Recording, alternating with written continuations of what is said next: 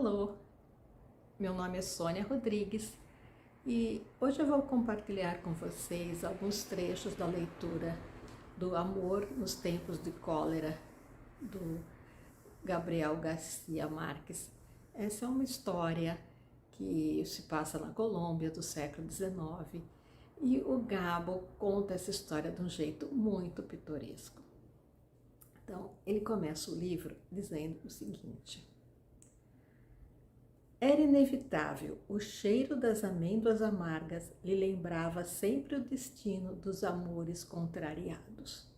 O doutor Juvenal Urbino o sentiu logo que entrou na casa, ainda mergulhada em sombras, a qual chegara acudindo a chamado de urgência para se ocupar de um caso que para ele deixara de ser urgente há muitos anos.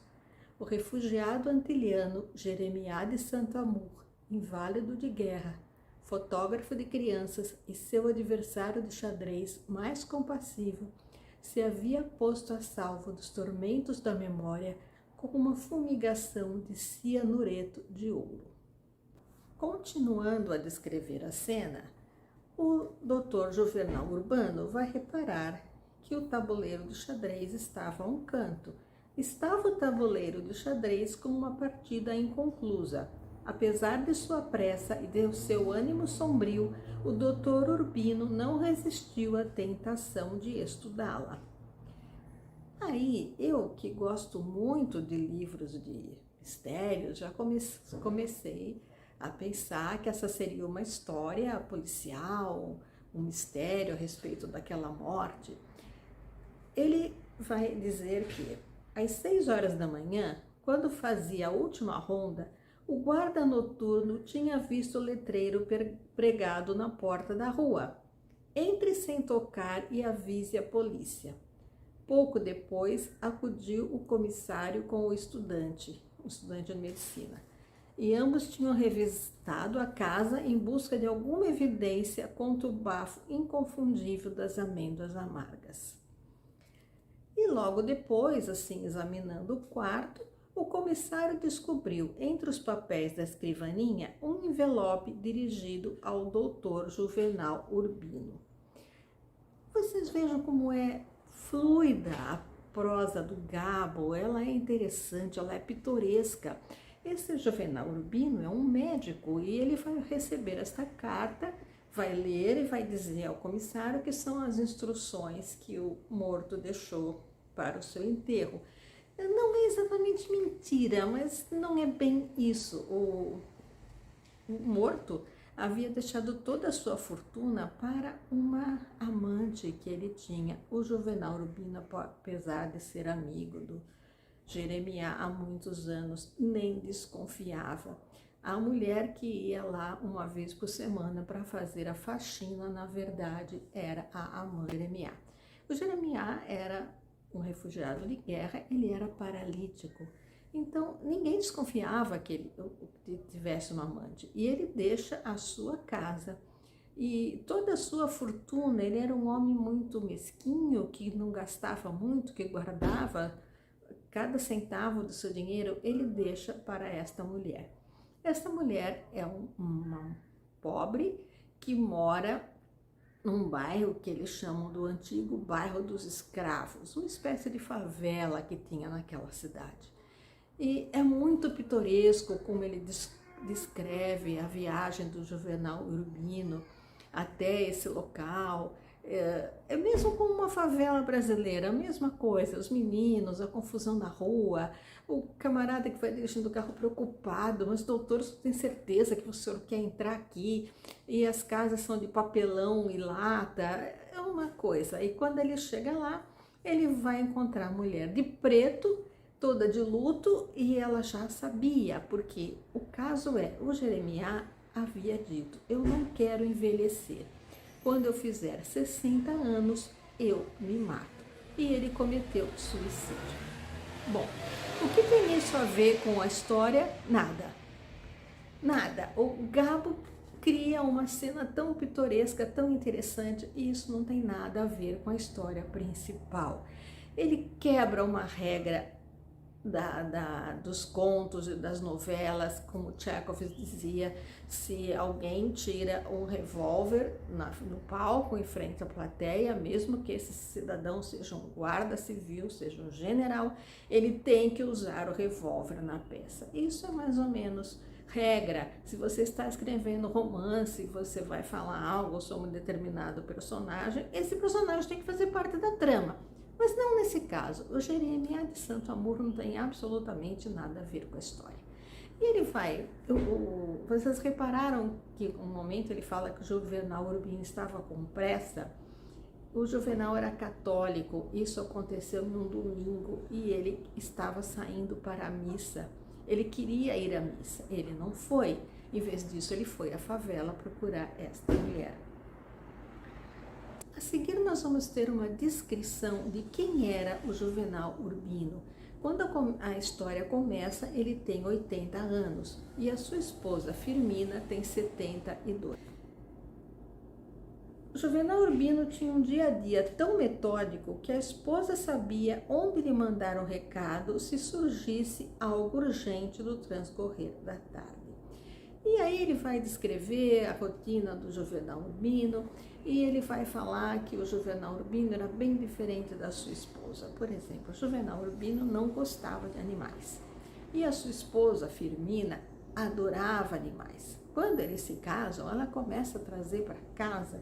Ele era um homem rico, a casa dele era enorme, tinha uma área verde muito grande ao redor da sua propriedade, e ela começa a trazer papagaios, tartarugas, cachorros, e o Gabo vai contar de uma maneira hilárica bastantes casos curiosos acontecidos com aqueles bichinhos, até o momento em que um dos mastins, que é um cachorro grande, pega raiva e começa a morder os outros cachorros. E um dia, quando eles voltam de um passeio, a casa está num banho de sangue, passarinhos, pena por tudo quanto é lado, os outros cachorros machucados, vários outros bichinhos mortos.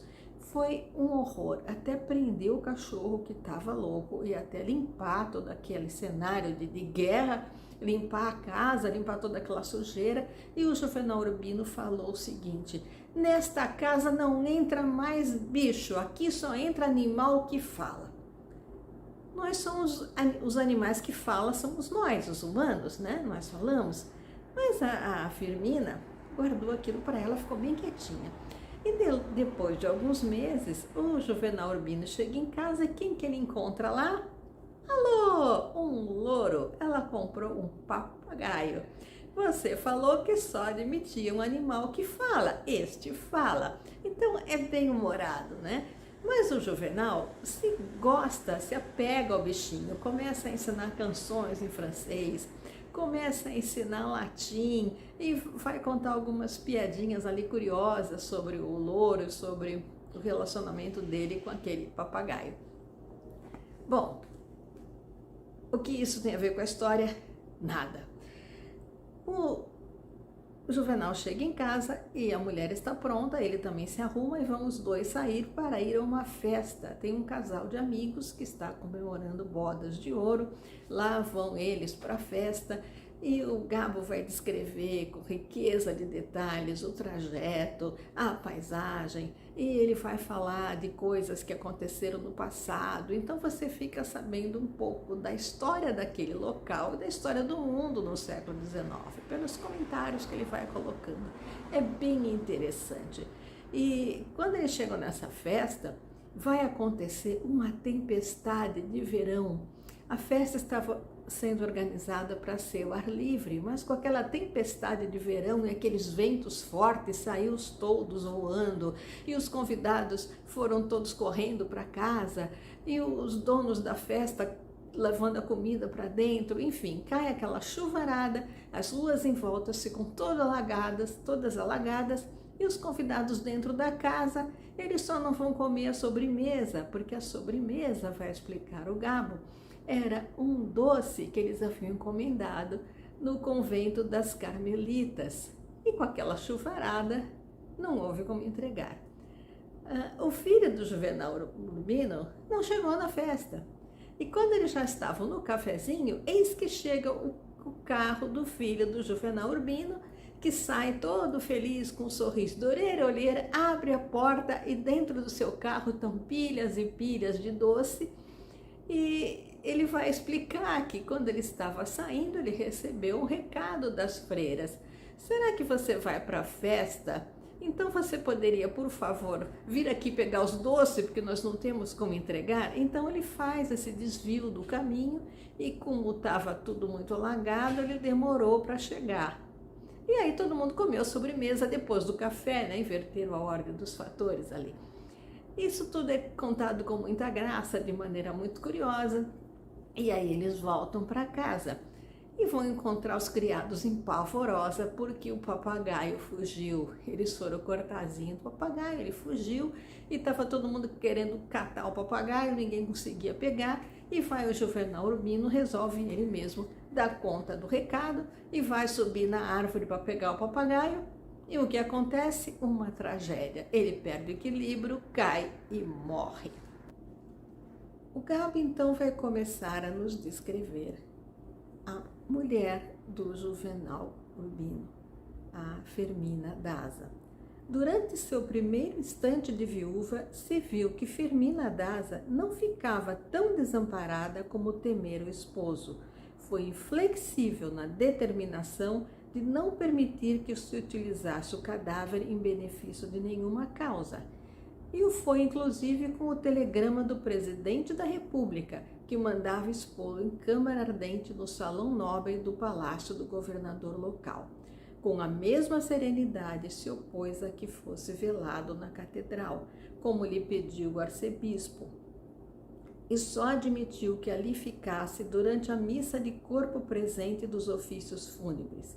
Apesar da mediação do filho, aturdido diante tantas solicitações diversas, Firmina Dávila se manteve firme em sua noção rural de que os mortos não pertencem a ninguém além da família e que ele seria velado em casa, com café torrado pelas criadas e os costumeiros bolinhos de farinha de trigo e queijo, e com a liberdade de cada um para chorá-lo como quisesse. Nesse momento, nós vamos ser apresentados ao nosso terceiro personagem, o Florentino Ariza. O Florentino Ariza tem 76 anos. Florentino Ariza, invisível em meio à multidão dos figurões, sentiu um toque de lança nas costas. Fermina Daza não o notara no tumulto dos primeiros pêsames, embora ninguém fosse estar mais presente nem ser mais útil do que ele. Foi ele quem pôs ordem nas cozinhas apinhadas para que não faltasse café. Arranjou cadeiras suplementares quando não bastaram as dos vizinhos e mandou pôr no quintal as coroas excedentes que não cabia na casa. Mais nenhuma. Foi o único que soube reagir a tempo quando o louro fujão apareceu à meia-noite na sala de jantar com a cabeça levantada e as asas abertas, o que causou um calafrio de estupor na casa. Florentino Ariza o agarrou pelo pescoço sem lhe dar tempo de gritar uma só de suas instruções insensatas e carregou-o para a cocheira numa gaiola coberta. Sua gentileza natural e suas maneiras lânguidas cativavam na hora, mas também eram tidas como duas virtudes suspeitas num celibatário empedernido.